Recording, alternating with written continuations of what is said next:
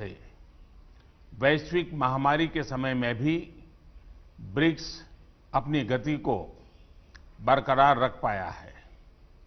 अपनी बात आगे रखने से पहले मैं प्रेसिडेंट रामाफोसा को जन्मदिवस की शुभकामनाएं देता हूं।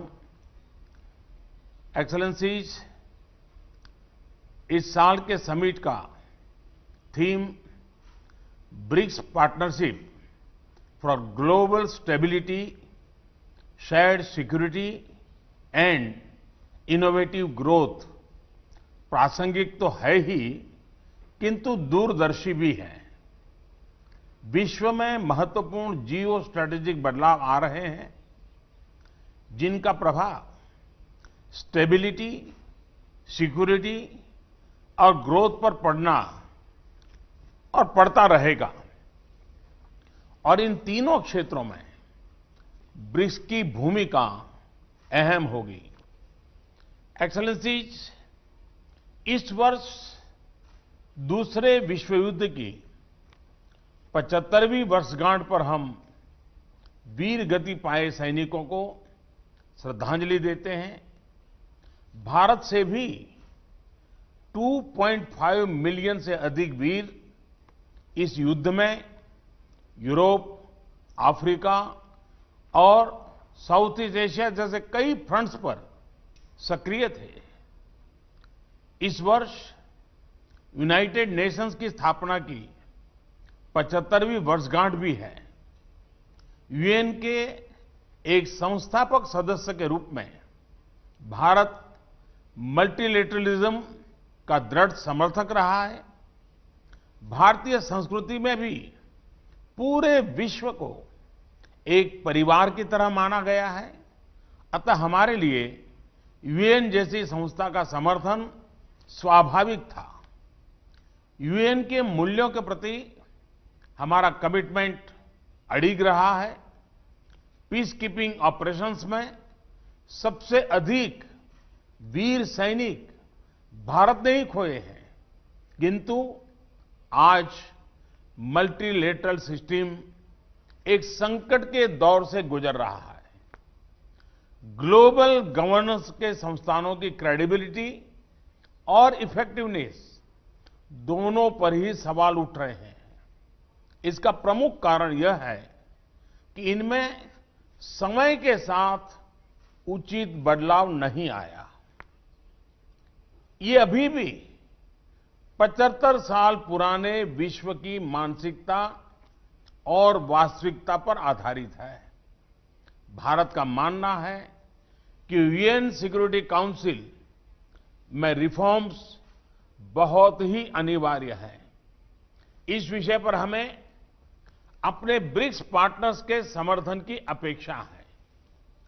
यूएन के अतिरिक्त कई अन्य अंतर्राष्ट्रीय संस्थाएं भी वर्तमान वास्तविकताओं के अनुसार काम नहीं कर रहे हैं। WTO, IMF, WHO जैसे इंस्टीट्यूशंस में भी सुधार होना चाहिए। एक्सेलेंसीज, आतंकवाद आज विश्व के सामने सबसे बड़ी समस्या है। हमें यह सुनिश्चित करना होगा कि आतंकवादियों को समर्थन और सहायता देने वाले देशों को भी दोषी ठहराया जाए और इस समस्या का संगठित तरीके से मुकाबला किया जाए। हमें खुशी है कि रूस की अध्यक्षता के दौरान ब्रिक्स काउंटर टेररिज्म स्ट्रैटेजी को अंतिम रूप दे दिया गया है। यह एक महत्वपूर्ण उपलब्धि है और भारत इस कार्य को अपनी अध्यक्षता के दौरान और आगे बढ़ाएगा। एक्सेलेंसी, कोविड के बाद की वैश्विक रिकवरी में ब्रिक्स इकोनॉमीज की अहम भूमिका होगी। हमारे बीच विश्व की 42% से अधिक आबादी बसती है और हमारे देश ग्लोबल इकोनॉमी के मुख्य इंजन में से है। ब्रिक्स देशों के बीच आपसी व्यापार बढ़ाने का बहुत स्कोप है। हमारे आपसी संस्थाएं और सिस्टम्स जैसे BRICS, interbank cooperation mechanism, new development bank, contingent reserve arrangement और कस्टम्स कोऑपरेशन आदि भी वैश्विक रिकवरी में हमारे योगदान को इफेक्टिव बना सकते हैं। भारत में हमने आत्मनिर्भर भारत अभियान के तहत एक व्यापक रिफॉर्म प्रोसेस शुरू किया है। यह कैंपेन इस विषय पर आधारित है कि एक सेल्फ रिलायंट और रेजिलिएंट भारत पोस्ट कोविड अर्थव्यवस्था के लिए फोर्स मल्टीप्लायर हो सकता है और ग्लोबल वैल्यू चेन्स में एक मजबूत योगदान दे सकता है। इसका उदाहरण हमने कोविड के दौरान भी देखा, जब भारतीय फार्मा उद्योग की क्षमता के कारण हम 150 से अधिक देशों को आवश्यक दवाइयां भेज पाए। जैसा मैंने पहले भी कहा है, हमारी वैक्सीन उत्पादन और डिलीवरी क्षमता भी इस तरह मानवता के हित में काम आएगी। भारत और दक्षिण अफ्रीका ने कोविड-19 वैक्सीन उपचार तथा जांच संबंधी इंटेलेक्चुअली प्रॉपर्टी एग्रीमेंट्स में छूट दिए जाने का प्रस्ताव रखा है। हमें आशा है कि ब्रिक्स के अन्य देश भी इसका समर्थन करेंगे। अपनी ब्रिक्स अध्यक्षता के दौरान भारत डिजिटल हेल्थ और ट्रेडिशनल मेडिसिन में ब्रिक्स सहयोग बढ़ाने पर कार्य करेगा। इस मुश्किल वर्ष में भी रूसी अध्यक्षता में पीपल टू पीपल रिश्तों को बढ़ाने के लिए कई इनिशिएटिव्स लिए गए, जैसे कि ब्रिक्स फिल्म फेस्टिवल और युवा वैज्ञानिकों और युवा राजनयिकों की बैठकें।